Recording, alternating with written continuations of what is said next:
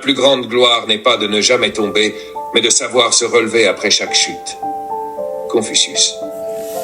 Chers frères et sœurs, l'évangile d'aujourd'hui raconte la 3e apparition de Jésus ressuscité à ses disciples.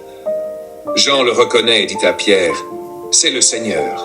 Alors Jésus pose à Pierre 3 fois la même question. « M'aimes-tu » La réponse de Pierre, celui qui sait se relever, devient alors la condition d'un homme digne d'être poussé en avant. Pour Pierre, c'est un 2e appel. Le premier appel, 3 ans auparavant, avait eu lieu sur ce même lac, lorsque Jésus a commencé sa vie publique. Ce second appel, ici encore, marque le début de la mission confiée aux disciples. Cette fois, Jésus ne dit qu'une chose, « M'aimes-tu » Et celui qui l'a renié baisse la tête pour murmurer, « Seigneur, tu sais tout, tu sais bien que je t'aime. » Alors Jésus lui confie tout le troupeau, les brebis mères, les agneaux, les brebis. Quelle est donc la différence entre ces 2 appels? Après le premier, Pierre suit Jésus avec empressement, peut-être même avec trop de confiance, un excès d'assurance. Mais cela le conduira à renier son maître devant une simple servante. Ce 2e appel nous révèle que Dieu ne renonce à personne. Il veut seulement pousser en avant ceux qu'il aime.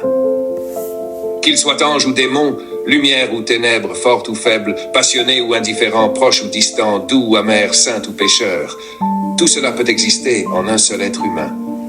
Jésus le voit en Pierre. Et pourtant, il ne l'exclut pas. Il le choisit à nouveau, car il veut absolument le pousser en avant.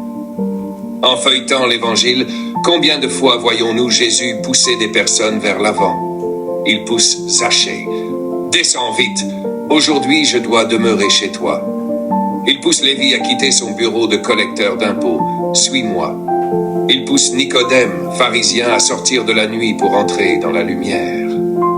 Il pousse Saul, sur le chemin de Damas, à devenir l'apôtre des nations. Il pousse la femme adultère hors du cercle de condamnation.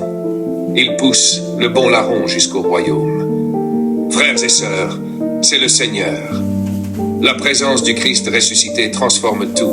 Les ténèbres deviennent lumière. Un travail stérile retrouve sa fécondité et son espérance. La fatigue et l'abandon laissent place à un nouvel élan, avec la certitude que le Seigneur est avec nous.